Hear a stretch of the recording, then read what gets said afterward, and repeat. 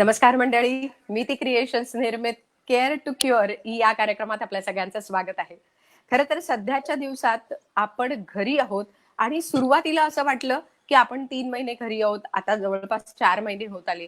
प्रत्येकाला स्वतःची काळजी हा सगळ्यात महत्वाचा विषय आहे आणि म्हणूनच आजचा आपला विषय सुद्धा कोविडच्या काळातला आपला फिटनेस याच संदर्भातला आहे.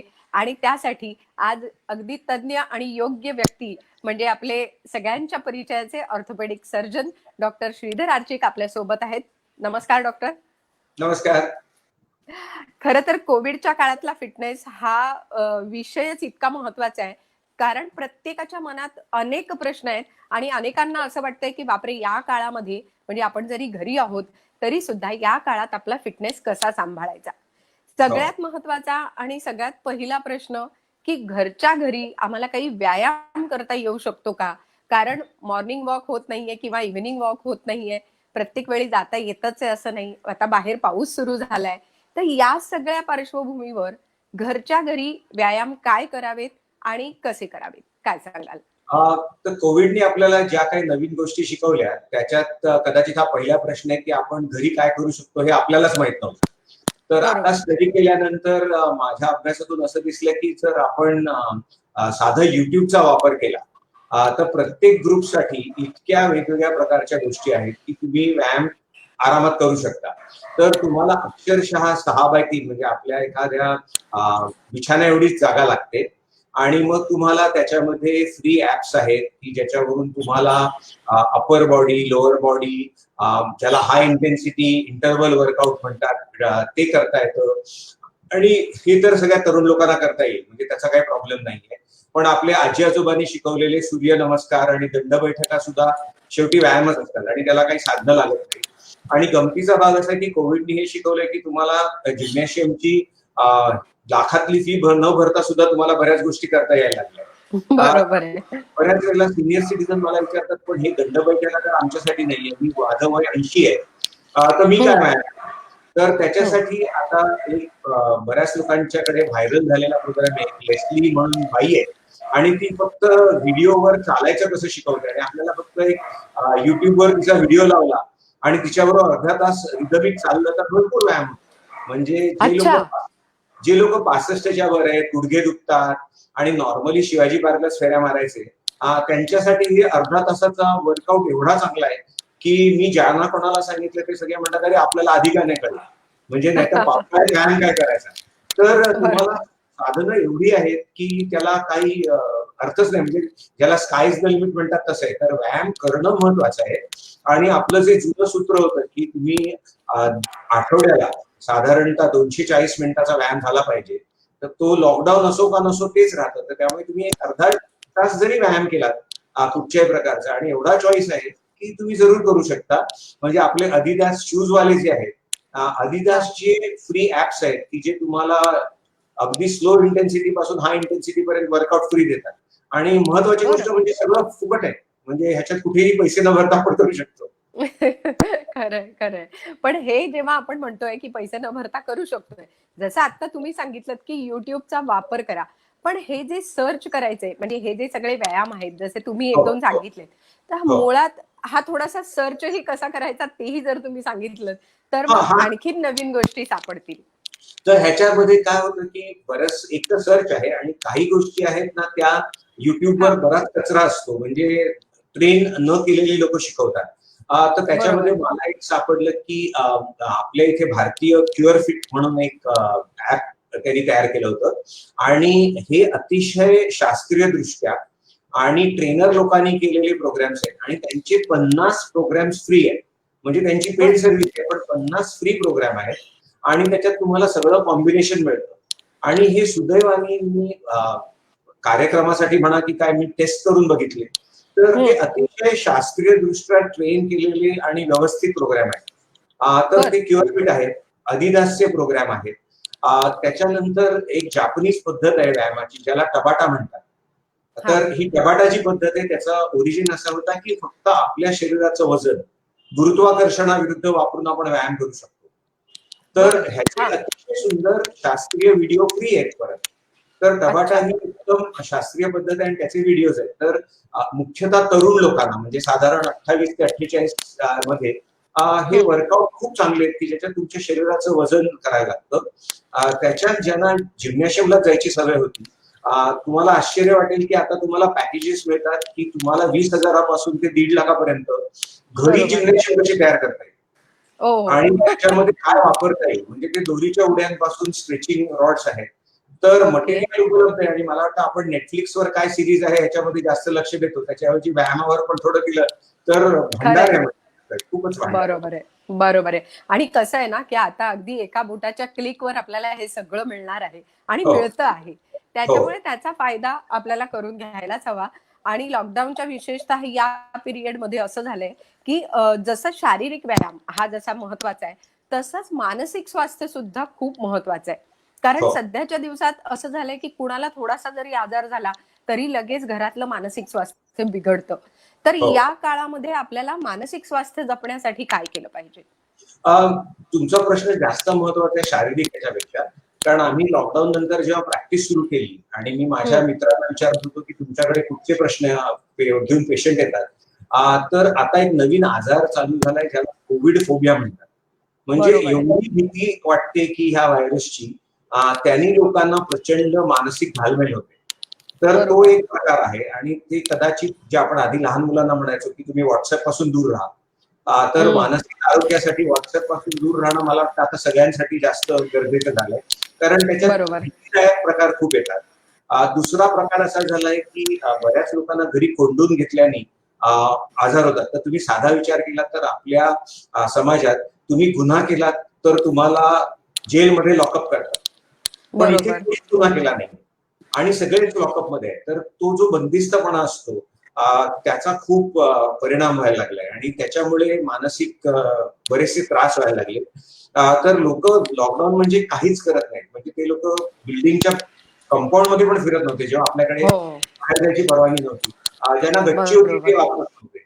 पण ह्याच्यातून असंही दिसून आलं की जे हुशार लोक होते ते, ज्यांना आता तुम्हाला रेस्क्यू एरिया म्हणतात मोठ्या बिल्डिंग्स मध्ये हं. किंवा रेफ्युज हं. एरिया, तिथे चालता येत होतं, गच्चीत चालता येत होतं, तुम्हाला खाली तुमच्या ह्याच्यात चालता येत होतं. तर असं दिसून आलंय की तुम्ही व्यायाम करणं हे शारीरिक नाही, तुम्ही अर्धा तास व्यायाम केलात तर तुमचं मानसिक स्वास्थ्य आपोआप नीट राहतं.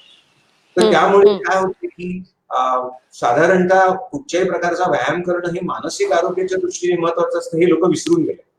आणि बरोबर. परत आपण आजी आजोबांकडेच गेलं तर आपण मगाशी दंड बैठका म्हणालो, पण एक 5 मिनिटाची ध्यानधारणा करणं किंवा हं. जप करणं जे आजी करायची, ते पण ह्याच्यासाठी महत्वाचं आहे. आणि आता नवीन एक कन्सेप्ट आलाय की समजा तुम्ही आता पावसात गेलात, बाहेर फिरला हं. हं. आणि अचानक पाऊस आला किंवा बाजूनी गाडी गेली आणि तुमचा चिखल उडाला, तर तुम्ही काय करता? तर घरी हं. आल्यावर तुम्ही पहिल्यांदा अंघोळ करता आणि शरीराला अख्खं धुवून काढता. तर आता बरोबर. नवीन आम्ही कन्सेप्ट देतो की तुम्ही मनाची अंघोळ करता का कधी? तर हं. हं. रोज रात्री जर तुम्ही 10 मिनिटं बसला आणि आज तुमच्या डोक्यामध्ये जे घाणेरडे विचार आले, म्हणजे ते व्हॉट्सअप मधले भयंकर व्हिडिओ किंवा बरोबर. काही काही आले, त्याचा तुम्ही निचरा केलात का? हा विचार केला तर बरोबर. आपण मनाची अंघोळ हा प्रकार विसरून गेलो. तर मानसिक हं. स्वास्थ्यासाठी आता नवीन आम्ही लोकांना हा कन्सेप्ट शिकवतोय की तुम्ही जशी शरीराची अंघोळ साबण लावून करता, तशी एक रात्री 10 मिनिटं तुम्ही शांतपणे बसलात आणि विचार करून त्याच्यात चांगले विचार घातलेत किंवा वाईट विचार हं. काढून टाकले, तर मानसिक स्वास्थ्य बरं होतं तुमचं. बरोबर, बरोबर. अगदी आत्ताच्या भाषेत म्हणायचं तर आपल्याला मोबाईल सॅव्ही आपण इतके आहोत आणि मोबाईलवरच आपलं खरं तर आता सगळं आयुष्य झालेलं आहे. तर हो मोबाईल सुद्धा आपल्याला रिचार्ज करावा लागतो. तर हो. मनाला सुद्धा अशाच प्रकारे मला वाटतं रिचार्ज आपण केलं पाहिजे. ह्या वेळेला ते आणि जास्त झाले कारण सगळेच अडकून पडलेत आणि त्याच्यामुळे वेगवेगळ्या बरोबर, प्रकारचे तणाव येत आहेत. म्हणजे नवरा बायकोंमधली भांडणं वाढायला लागली आहेत. असे बरोबर. प्रकार व्हायला लागलेत आणि आधी ते विनोदी वाटायचं, पण हं. मुलांचे प्रॉब्लेम वाढायला लागले आहेत.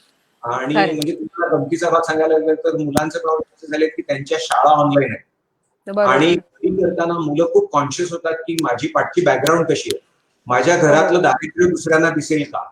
अरे तर ह्या बापरे! बऱ्याचशा छोट्या छोट्या गोष्टी आहेत ज्या ह्यांनी बाहेर यायला लागल्या.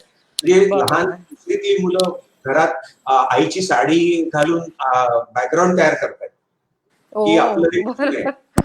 बरं. तर असे बरं, बरेच बरं. प्रकार होतात. बरोबर आहे. म्हणजे या सगळ्या नवीन गोष्टी खरं तर या निमित्ताने आल्यात.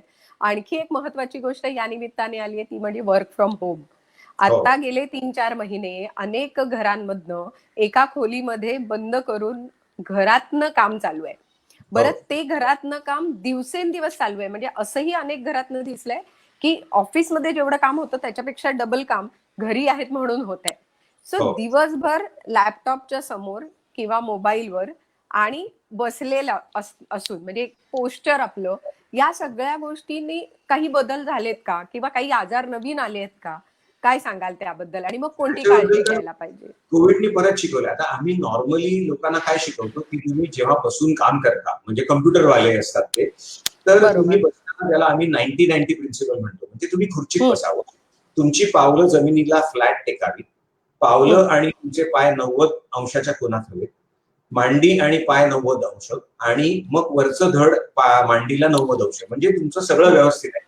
म्हणजे आता आपण जसं बोलतोय तसं डोळ्याच्या लेवलला सगळं करतोय. आता हं. हे घरी करता येतं. पण ह्या कोविडमुळे प्रॉब्लेम काय झालाय, की कामाचे तास वाढले. म्हणजे तुम्ही म्हणालात तसं 8च्या ऐवजी लोक 11-12 तास काम करतात. पण बरोबर. वाईट काय झालंय, की बऱ्याच लोकांचं घर एवढं छोटं असतं, की त्यांना ही टेबल खुर्ची ठेवायचा प्रॉब्लेम आहे. बरोबर. दुसऱ्या लोकांना प्रॉब्लेम होतो, की तुम्हाला नेटचं डेटा पाहिजे, सगळं पाहिजे, पण कनेक्शन एका कोपऱ्यात येतं. हं. आणि मागे खूप आवाज येत असतात आणि तुम्हाला काम करताना आवाज नको म्हणून तुम्हाला एक कोपरा मिळतो. आणि ज्या बरोबर. कोपऱ्यात तुमचं नेटवर्क कनेक्शन येतं, जिथे तुमची बॅकग्राऊंड चांगली आहे, तिथे तुम्हाला बसायला चांगलं नसतं. तर बरेचसे बरोबर. लोक जमिनीवर मांडी घालून कुठेतरी कोपऱ्यात असं करायला लागले. आणि त्यामुळे काय झालंय, की त्यांना माहिती असतं काय करायचं, पण बिचाऱ्यांना ते करता येत नाही. त्यामुळे बरोबर. मानदुखी आणि पाठदुखीचं प्रमाण जवळजवळ 100% वाढलंय. तर तुम्ही मला हो. विचारलं तर पेशंट कुठचे येतात, तर आमच्याकडे सध्या हो. फक्त मानदुखी, पाठदुखी. कारण हे बसण्याची जी पद्धत आहे ती आमूलाग्र बदलून गेली आहे आणि त्याच्यात त्यांची बरोबर. चूक असते. कारण पाठी आवाज येत असताना तुम्ही कसं ऑनलाईन काम करणार? खरंय, हा मेन खरंय. प्रॉब्लेम झालाय. तर त्यामुळे आम्ही सांगतो, ठीक आहे तुम्हाला जमिनीवर बसायला लागतं, तर निदान भिंतीशी जाऊन टेकून बसा. तुमची मांडी घाला, त्याच्यावर 2 उशा ठेवा, लॅपटॉपची उंची वाढवा आणि डोळ्याच्या लेव्हलला तरी येईल असं बघून करायला लागा. तर हा प्रॉब्लेम खूप व्हायला हं. लागला. बरोबर आहे. म्हणजे सध्या तरी याच्यावर हा उपाय आहे, जसं तुम्ही सांगितलं त्याप्रमाणे पाठ टेकणं आणि डोळ्याच्या लेव्हलला काम करणं. काम करणं. म्हणजे मोबाईल सुद्धा आपण बऱ्याचदा बघतो, की अशी आपण मान खाली घालून हो, पण तुम्ही आडवा मोबाईलवर असं काम पकडू केलं शकता. जातं. हां. सो तो एक सगळ्यात महत्त्वाचा विषय आहे, की त्यामुळे मानेची दुखणी, पाठीची दुखणी ही कमी होते. आता या सगळ्यामध्ये आणखी एक महत्त्वाचा मुद्दा झालाय, म्हणजे सगळ्या महिलांना घरात काम करावं लागतंय. अर्थात हो, पुरुषांची सुद्धा साथ तिला मिळालेली आहे. हे सुद्धा कोविडने आपल्याला शिकवलेलं आहे. हो. पण घरकाम करत असताना मग केर काढणं, लादी पुसणं हे करत असताना पुन्हा काही आजार वाढतायत. तर मग हो. त्यांनी घरकाम करताना काय काळजी घेतली नाही, पाहिजे? हा हा सर्वात महत्वाचा प्रश्न आहे. कारण आता तुम्ही बऱ्याचशा पुरुषांना किंवा बायकांना ही कामं माहीत नव्हती. तर आता काय बरोबर. झालंय, मुख्यतः तुम्ही झाडू मारणं जे म्हणता, त्याच्यात हं. जी बाई करायची तेव्हा आपण आता तिचंच अनुकरण करतो आणि आपण बरोबर. कमरेत बसून झाडू करायला प्रयत्न करतो आणि आपल्याला ते जमत नाही. तर त्यांनी खूप त्रास होतो. तर आता काय हं. केलंय लोकांनी, बऱ्याच लोकांनी अजून मोलकरणींना कामाला बोलवलं नाहीये. पण बरोबर. परत Amazonवरून झाडू खूप मागवले. तर बरं. हे जे तुम्ही साधे झाडू किंवा ज्याला मॉपर म्हणता, ते हं. घेताना सुद्धा जर तुम्ही थोडंसं, ज्याला आमच्या भाषेत अर्गोनॉमिक्स म्हणतात, म्हणजे काम करताना तुमच्या शरीराची रचना आणि हे सगळं नीट ठेवायचं, तर तुम्हाला साधा झाडू मागवला तर तुम्ही लांब दांड्याचा झाडू मागवला तर तुम्हाला ताठ उभं राहून कचरा काढता येईल. हं. तुम्हाला हं. तसेच आधी पुसायला मोलकरणींसारखं खाली उकिडवं बसून पुसायची काहीच गरज नाही. तुम्ही बरोबर. आता अतिशय सुंदर मॉप मिळतात, की ज्याच्यात एक ट्रिगर असतो, ज्याने पाणी सोडलं जातं आणि उभं राहून तुम्ही करू शकता. तर ही झाडू मारणं किंवा ज्याला आपण पोता मारणं म्हणतो, त्या गोष्टी हं. जर तुम्ही उभं राहून केल्या, तर तुमचे प्रॉब्लेम जातात. जेव्हा तुम्ही हं. स्वयंपाक करता उभं राहून किंवा पुरुष आता बरेचशी भांडी धुतात, तर बरोबर. त्यावेळेला तुम्ही बराच वेळ उभं असता. पण ती उभं असताना तुम्ही एक छोटीशी गोष्ट केली, की तुमचे दोन्ही पाय एका लेव्हलला ठेवायचे नाही. म्हणजे ओके. तुमच्या एका पावलाच्या खाली आपला साधा कोका कोलाचा टीन असतो. हां. तेवढ्या जाडीचं कुठचंही एक अवजार घेतलं आणि त्याच्यावर पाय ठेवला, तर तुमच्या बरं. पाठीवरचं ताण आपोआप कमी होतो. ही साधी हं. ट्रिक आहे. पण बरं. तुम्ही भांडी धुताना एका ठिकाणी उभं राहून पुढे वाकून भांडी धुत असाल, तर हा प्रॉब्लेम होतो. परत हं. तुम्ही भांडी कुठे धुताय? तुमच्या कमरेत वाकून धुताय का? तर ते तुमच्या कमरेला वाईट असतं. तर ह्या हं. साध्या हं. गोष्टी आहेत. किंवा आता लोकांना कपडे वाळत घालायला लागतात. आणि जर तुम्हाला मानेचे आणि खांद्याचे आजार असतील, तर काठी घेऊन वरती करणं हे त्रासदायक असतं. पण त्याच्याऐवजी हं. तुम्ही खाली तुमच्या लेव्हलला केलं, किंवा स्टुलावर चढून केलं तर फरक पडतो. तर ही कामं जी आहेत त्यांनी आजार अजून वाढले. कारण आपल्यालाही बरोबर. सवय नसते आणि आपण अचानक झाडू मारण्यासारख्या गोष्टी करतोय. पण त्याला अतिशय सोपं उत्तर आहे. तुम्ही Amazonवरच गेलात तर तुम्हाला लांब दांड्याचे झाडू इझिली मिळतील आता. बरोबर, बरोबर. पण म्हणजे सगळ्या गोष्टींमधनं आता मार्ग कसे काढायचे हा सगळ्यात महत्त्वाचा मुद्दा आहे. आणि अगदी घरातल्या कामांमध्ये सुद्धा आपल्याला हे मार्ग काढायला हवेत.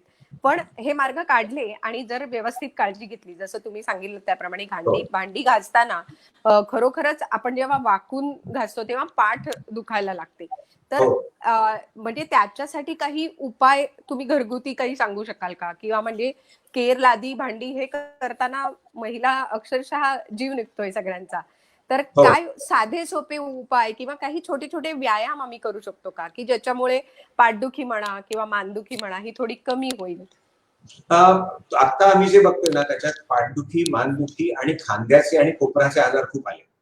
तर बरोबर. त्याच्यामध्ये मुख्यतः तुम्ही नुसती ही काळजी घेतली की काम करताना नीट उभं राहिलं, तर हां. त्याच्याबरोबर तुम्हाला पाठीचे आणि मानेचे व्यायाम इझिली मिळतील बघायला, करायला. हं, तर तुम्ही हं. शक्यतो काय करावं की उठल्यानंतर आता सगळ्यांना भरपूर वेळ असतो. तर बरोबर. उठल्यानंतर पहिल्या अर्धा तास जर तुम्ही पाठीचे आणि मानेचे साधे व्यायाम केले, तर हे त्रास आपोआप निघून जातात. कारण आपल्याला पाठीचा वापर करायची सवयच गेली. आणि बरोबर. व्यायाम जर केले तर तुम्ही फिट राहू शकता. तर मला वाटतं की हं, ह्या लॉकडाऊनच्या पिरियडमध्ये पाठीचे आणि मानेचे व्यायाम नियमित करणं एवढं जरी तुम्ही केलेत आणि ते परत तुम्हाला फ्री रिसोर्सेस खूप आहेत. त्याच्यातून बरोबर. 15 मिनिटं जरी तुम्ही व्यायाम केले तरी बरं होतं. आणि हाच प्रकार तुम्हाला तुम्ही जेव्हा आता दमलात आणि रात्री सगळेजण ज्याला बिंज वॉचिंग म्हणतात की हं. सिरियल बघत राहतात, तर त्यावेळेला सुद्धा नीट बसणं महत्वाचं आहे. तर बऱ्याच वेळेला काय होतं बेडरूममध्ये टीव्ही असतो. 2 उशा घेऊन झोपून टीव्ही बघणं ही कॉमन सवय आहे. मग मानदुखी सुरू होते कारण परत आपण म्हटलं तसं बरोबर. डोळ्याच्या लेवलला नसतं. तर बरोबर. बेडरूममध्ये ते लोकं रात्री 2-2, 3-3 वाजेपर्यंत सीरियल बघत राहतात. त्यांनी पण बरेच आजार वाढले. तर त्यामुळे हं. ते झोपून बघणं ही चांगली गोष्ट निश्चितच नाही. बरोबर. पुन्हा एकदा तुम्ही सांगितलेली गोष्ट की हो. डोळ्याच्या लेव्हलला डोळ्याच्या आपण ते लेव्हलला केलं सगळं. तर हो. आणणं हे पुन्हा-पुन्हा वारंवार लक्षात हो. ठेवायला हवं. बरोबर. बरं या सगळ्यामध्ये वृद्ध मंडळी घरी आहेत. तर या हो. वृद्धांची काळजी काय करायची? कारण पटकन जमिनीवरून कोणाचा तरी पाय घसरला की हो. त्या वयामध्ये फ्रॅक्चर वाढणं आणि या गोष्टी होतायत. तर वृद्धांची काळजी कशी घ्यायची? काय सांगाल? ह्याच्यात 2 महत्त्वाच्या गोष्टी आहेत, की बऱ्याच वेळेला काय झालंय, की म्हातारे आजी-आजोबा बिचारे एकटे आहेत आणि मुलं घाबरतात त्यांच्याकडे जाऊन राहायला कारण त्यांना वाटतं त्यांना इन्फेक्शन होईल. तर हं, त्यांना बरेच लोकं मदत बाकीची करू शकतात. म्हणजे तुमची कामं वाटून घेता येतात किंवा ऑर्डर करू शकता. तर ह्याच्यामध्ये आम्हाला 2 गोष्टी आढळल्या आहेत, की एक आजी-आजोबा खूप एकटे पडत चालले. आणि त्यामुळे आता जर तुम्ही मित्र असाल जरी त्यांचे फॅमिली फ्रेंड्स असाल, तर एक आजी-आजोबांना व्हिडिओ कॉल करून त्यांना बोलणं त्यांच्याशी, हा एक फार छोटा पण चांगला उपाय आहे. कारण हं, बरेचसे हं. आजी-आजोबा टीव्ही सीरियल्सवर जगायचे. रात्री 3 बरोबर. तास बघून. पण त्या टीव्ही सीरियल्स पण बंद झाल्या शूटिंगमुळे आणि तेच-तेच बरोबर. किती बघणार टीव्ही. तर त्यामुळे त्यांना तुम्ही व्हिडिओ कॉल करून देणं किंवा तुम्ही जर तुमच्या शेजारी असे आजी-आजोबा असतील, तर त्यांना तुमचे केलेले पदार्थ जाऊन देणं. हं. सगळ्या गोष्टी म्हणजे त्यांच्या कामाचा भार कमी करणं. ह्या खूप चांगल्या गोष्टी आहेत आणि त्यांची त्यामुळे बरीचशी कामं कमी होतात. अर्थात जे जुनं होतं म्हणजे आजी-आजोबांनी पडू नये वगैरे तर त्याच्यासाठी त्यांना पाणी सांडलेलं कुठे राहू नये. त्यांच्या जिथे झोपतात तिथून त्यांच्या टॉयलेटपर्यंत जो मार्ग असतो तो प्रकाशमान आहे ना, तिथे घसरत नाहीयेत ना हं, आणि हं. आपण आता बऱ्याच लोकांनी कोविडसाठी लोकांनी दान केलं जाऊन, की मी तुम्हाला एवढे पैसे देतो. पण मला वाटतं सगळ्या गोष्टी पैशाने उपलब्ध होत नाहीत. पण तुमच्या शेजारी हं. जर आजी-आजोबा असतील, तर तुम्ही तरुण असाल तर तुम्ही त्यांना इन्फेक्ट करण्याचे चान्सेस कमी असतात. तर तुम्ही घरातून एकदा त्यांना बाहेरून त्यांच्याशी बोलणं किंवा साधी गोष्टी जिथे आजी-आजोबा घसरतील म्हणजे पुसून देणं फरशी, हे सुद्धा एक सामाजिक कार्य आहे, की त्यांनी ते पडणार नाही. बरोबर. आणि मला बरोबर. वाटतं शारीरिकपेक्षा त्यांच्या मानसिक स्वास्थ्याकडे लक्ष देणं फार महत्वाचं आहे. कारण ते खूप एकटे पडायला लागले. खरंय, खरंय. आणि भीती त्यांच्याही मनात खूप आहे. कारण हो. पुन्हा-पुन्हा सारखं सांगितलं जातं वाहिन्यांवरनं, की ज्यांना डायबिटीज आहे, ज्यांना इतर ब्लड प्रेशर आहे, इतर आजार आहे, वय जास्त हो. आहे, अशा मंडळींनी काळजी घ्या. एवढं हो. सांगण्यातनं सुद्धा खरं तर त्यांच्या मनातली भीती खूप निर्माण भीती झाली. होते. ती हो. भीती आपण कमी केली पाहिजे. आणखी एक गोष्ट डॉक्टर असं झाली, की जेव्हा लॉकडाऊन सुरू झाला, तर आम्ही मंडळी YouTube खूप बघायला लागलो. आणि हो युट्यूब बघितल्यानंतर आम्हाला खूप रुचकर पदार्थ करावेसे वाटायला लागले. बरं, हो हे सगळं झाल्यामुळे झालं काय, की ते पदार्थ खाऊन बसल्या बसल्या वजन फार वाढायला लागलं. तर हो. आता हे वजन वाढण्याचे जे केसेस आहेत, या किती प्रमाणात वाढल्या आहेत असं तुम्हाला वाटतं? आणि पुन्हा त्यांना काय उपाय सांगाल? नाही, ही गोष्ट खरी आहे, कारण वजन वाढायला लागलं त्याचं दोन कारण. म्हणजे आपलं वजन हा एक जमा खर्च असतो. सो आपण जेवढं हं. खातो त्याच्यापेक्षा जास्त कॅलरी जाळल्या तरच तुम्ही बारीक राहता. तर बसल्यामुळे काय होतंय, की तुमच्या कॅलरी जाळण्याचे, म्हणजे आपण जो पहिला प्रश्न व्यायामाचा घेतला, तो व्यायामच संपला. तर बरोबर. त्यामुळे तुमचं नेहमीचं जे खाणं होतं, त्या खाण्याने सुद्धा लोकांची वजनं वाढायला लागली. आणि त्याच्यामध्ये मग घरीच बसलोय तर नवीन काहीतरी पदार्थ करूया आणि बरोबर. नवीन काहीतरी खाऊया असं व्हायला लागलं. पण त्यावेळेला आपण एक विसरलो, की WhatsAppवर चांगले पण मेसेजेस होते, की तुमची हो. प्रतिकारशक्ती वाढवायला पाहिजे. तर खरंय. प्रतिकारशक्ती वाढवायला तुम्ही पौष्टिक खाणं महत्वाचं आहे. तर लॉकडाऊन असो का नसो, वजन कंट्रोल करायला तुम्ही काय खाता ह्याच्यावर लक्ष ठेवणं, म्हणजे गोडधोड पदार्थ न खाणं, सारखं काम करायला लागतं म्हणून बाजूला चिवडा खात बसणं, किंवा तेलकट पदार्थ खाणं हे खूप वाढलंय. पण बरोबर. त्याच्या जर तुम्ही म्हणजे आता सगळ्यांना काम करून टिपिकली काय होतं, की 4 वाजता भूक लागते खूप, आणि मग त्यावेळेला बरोबर. खूप खावंसं वाटतं काहीतरी. तर अशा वेळेला तुम्ही साधे चुरमुरे खात बसला, तर हं. कॅलरी जात नाही, पण तुम्हाला तुमची भूक पूर्ण होते आणि नीट राहतं. तर त्यामुळे तुम्ही आधी जे खात होता तेच जर सतत खात राहिलात आणि गोडधोड तेलकट हे पदार्थ टाळले, किंवा मी कम्प्युटरवर 9 तास आहे, मग मी काय करू, मी कॉफी पीत राहतो. पण हं. कॉफीत साखर घातली नाही तर चालेल, पण सारखा चहा पिणं, हं. त्याच्यात साखर घातलेली असणं, अशा छोट्या छोट्या मार्गाने तुमच्या शरीरात कॅलरीज वाढत जातात. त्यामुळे लिहून काढणं, की आपण आज काय खातोय. हं. तुम्हाला ऍप्स येतात ज्याच्यात तुमच्या कॅलरी किती जातात हे कळतं. ह्या अच्छा. गोष्टी वापरायच्या. आणि तुमचं आता ते वॉचेस मिळतात जी तुमच्या कॅलरी बर्न करतं. तर तुम्हाला एक शेवटी जमा खर्च बघायला पाहिजे, आपण किती खातोय हं. आणि किती हं. राहतोय. आणि ते केलं तर वजन वाढत नाही, पण 90% लोकांची वजन वाढायला लागली ही गोष्ट खरी आहे. खरी आहे. बरोबर आहे. त्यामुळे पुन्हा एकदा आपल्या शरीरावर आपला वॉच ठेवणं हे खूप गरजेचं आहे आणि ते अत्यंत महत्वाचं आहे. आणखी एक शेवटचा प्रश्न, की सध्याच्या दिवसात परत एक मोठी गोष्ट झाली आहे ती म्हणजे रात्रीची झोप. हो अनेकांना रात्री झोप वेळेवर येत नाही आणि मग त्यामुळे खूप टीव्ही बघितला जातो किंवा मोबाईल बघितला जातो आणि मोबाईलवर काम केलं जातं. तर या रात्रीच्या झोपेला काही गणित त्याचं आखता येईल का? त्याचं काही घालता येईल का? काय सांगाल? हो, रात्रीची झोप कमी मात्र फारच प्रचंड प्रमाणात झाली, म्हणजे आपल्याला वाटतं त्याच्यापेक्षा वाढलंय. तर त्याच्यासाठी हं. 2-4 साधे नियम जे आपण आधी पण पाळायचो ते पाळू शकतो. म्हणजे 6 वाजल्यानंतर कॅफीन युक्त पदार्थ म्हणजे चहा, कॉफी न घेणं, कारण त्यांनी तुमचा हं. मेंदू जागरूक राहतो. हं. तुम्हाला रात्री 10:30-11 नंतर तुमचा मेंदू सारखा जागा राहील अशा गोष्टी न करणं. म्हणजे तुम्ही साधं वाचत राहिला, टीव्हीच बघायला पाहिजे असं नाही, पण तुम्ही वाचत असाल एखादं पुस्तक, तर तुमचा मेंदू जागरूक राहतो आणि मग तुम्हाला झोपेचा त्रास होतो. तर त्याच्याऐवजी काही न वाचता तुम्ही जर एक अर्धा तास आधीच तुमची खोली अंधारी केली, बाहेरून जास्त आवाज येणार नाही, हं. तापमानाशी हा प्रकार संबंधित असतो, त्यामुळे साधारणतः तुमची रूम थंड आहे ना हे बघणं, हं. रात्री झोपायच्या एक अर्धा पाऊण तास आधी अंघोळ करणं, हं. हे तुमच्या स्वास्थ्यासाठी चांगलं आहे, पण त्यांनी झोप चांगली लागते.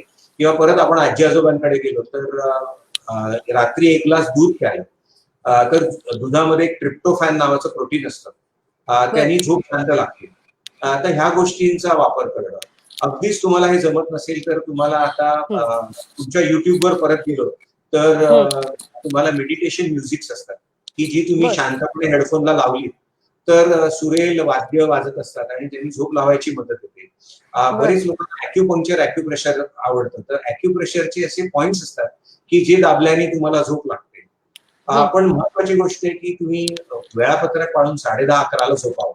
हं. कारण ते वेळापत्रक तुटलं, की आपल्या शरीरातच एक बायोलॉजिकल क्लॉक असतं. ते सगळं डिस्टर्ब होतं. त्यामुळे असं वाटतं, की 11 वाजलेत पण पुढचा एपिसोड फार चांगला आहे. आणि हं. मग हं. सीरियल बघितली जाते. मग तो एपिसोड 12:30ला वाटतं आता एवढे जागा आहेत, तो 1:30 पर्यंत बघूया. असं करून राहतात. बरोबर. थोडेसे नियम घालून घेतले तर झोपेचा प्रॉब्लेम कमी होतो. आणि तुम्ही दमलात तर झोप लागते. आपण प्रवास करून दमायचो, आता प्रवासच नाहीये. बरोबर आहे. तर बरोबर त्यामुळे आहे. परत व्यायामाकडे येतो, कारण व्यायाम करून तुम्ही दमलात, तर तुम्हाला झोप शांत लागते. तर परत तुमच्या बरोबर. पहिल्या प्रश्नाकडे येतो, की योग्य खाणं, योग्य हं. व्यायाम करणं आणि बरोबर. वेळापत्रक लावणं, मग तुमची झोप आपोआप नीट होते. बरोबर. पण मग नीट वेळापत्रक कोणतं? म्हणजे किती वाजता झोपलं पाहिजे आणि किती वाजता उठलं पाहिजे सध्याच्या दिवसाच्या, म्हणजे शहरी भागाचा विचार केला तर? नाही, आता काय होतं की झोप ही तुमच्या वयाप्रमाणे बदलत जाते. तर म्हणून लहान बाळ असतं ते 16 तास झोपतं आणि आजोबा 90 वर्षाला 4 तास योग्य होतात. बरोबर तर तुमची बरोबर. झोप ही तुमच्या वयानुसार असते. पण सामान्य माणसाला निदान 7 तास चांगली झोप असणं हे तुमच्या मानसिक आरोग्यासाठी गरजेचं असतं. आता आपल्या शरीरात जे वेळापत्रक असतं त्याच्यात उदाहरणार्थ काय होतं की तुमचं यकृत किंवा लिव्हर हे तुमच्या शरीरात जे दूषित पदार्थ दिवसभरात जातात ते बसून साफ करतात. हे ऑटोमॅटिक प्रोसेस असते. देवाने बनवली ओके. आहे, आपल्याला कळत पण नाही. बरं तर बरं. लिव्हरचं काम करण्याची वेळ ही रात्री 10 ते पहाटे 2 असते, 4 तास. बरं बरं. तर तुम्ही ह्या 4 तासात तुम्ही जागेच राहिलात, तर ऑटोमॅटिकली त्याला बिचाऱ्याला काम करायला अर्धा तास किंवा काहीच मिळत नाही. ह्याने काय होतं, तुमची प्रतिकारशक्ती कमी होते. ओ. तर त्यामुळे तुम्ही साधारणतः 11 पर्यंत तरी झोपणं आवश्यक असतं. आणि जर तुम्ही 11ला झोपलात तर तुम्ही सकाळी 6 वाजता उठता किंवा फ्रेश असता. मग आपोआप तुम्हाला व्यायाम करायला मिळतो. पण आपण काय म्हणतो, आता काय उठायचं, आपल्याला कुठे ऑफिस पकडायचंय. 9ला उठायचं, 1ला झोपतो. तर 7 तास झोप ही तुम्ही 2ला झोपून 9ला उठलात तर ते तुमच्या वेळापत्रकाला बरोबर नसतं. तर बरोबर जेट बरोबर. लॅग हा जो प्रकार लोकांना होतो विमानप्रवासात, तो हे वेळापत्रक बदलल्याने होतो. तर ही बरोबर. अतिशय सूक्ष्म बाब आहे. पण जर तुम्ही वेळापत्रक नाही पाळलं तर हे प्रॉब्लेम होतो. मग सकाळी तुम्हाला अस्वस्थ वाटतं, डोकं चालत बरोबर नाही, सुस्ती येते, हे सगळे त्याचे प्रकार आहेत. बरोबर आहे. म्हणजे हे किती महत्वाचं आहे की आपण जसं आपलं घड्याळ पाळतो तसं कुठेतरी शरीराचं घड्याळ, शरीराचं वेळापत्रक हे सुद्धा आपण लक्षात घेतलं पाहिजे. आणि डॉक्टर, मला वाटतं आज बाकीचे मुद्देही सांगितलेत, त्याच्याबरोबर हा शेवटचा मुद्दाही खूप महत्वाचा, की रात्री 10 ते 2 या वेळात आपल्या शरीराला काम करायला वेळ आपण दिला पाहिजे आणि हो. त्यामुळे त्या वेळात झोपलं पाहिजे. आपल्याकडे बऱ्याच वेळा 2 वाजता झोपलं जातं आणि मग तो सगळा विषय पुढे जातो. खरंच हो. आहे, अशा बऱ्याच गोष्टी आहेत. पण तुम्ही सांगितलं त्याप्रमाणे आहार, विहार आणि विचार अर्थात या तिन्ही गोष्टी जर आपण बॅलन्स करून पाळल्या तर नक्कीच आपल्या आजाराला आपल्याकडे बघण्याची इच्छा सुद्धा होणार नाही खरं म्हणजे. अर्थात ते नियोजन पुन्हा एकदा आपल्या शरीरासाठी सुद्धा आपण केलं पाहिजे. आणि अर्थात तुमच्यासारखी मंडळी जेव्हा आम्हाला ते सांगतात, म्हणजे कान म्हणतात ना सोनारानेच टोचायला पाहिजेत, तसं आहे. तुम्ही सांगितल्यानंतर आम्हाला ते पटतं आणि मला असं वाटतं आपल्या ऐकणाऱ्या मंडळींना ते नक्की पटलं असेल. डॉक्टर, आजच्या कार्यक्रमात तुम्ही सहभागी झालात आणि अतिशय उत्तम माहिती आपल्या सगळ्या प्रेक्षकांना सांगितली, त्याबद्दल खूप खूप धन्यवाद. नमस्कार. नमस्कार.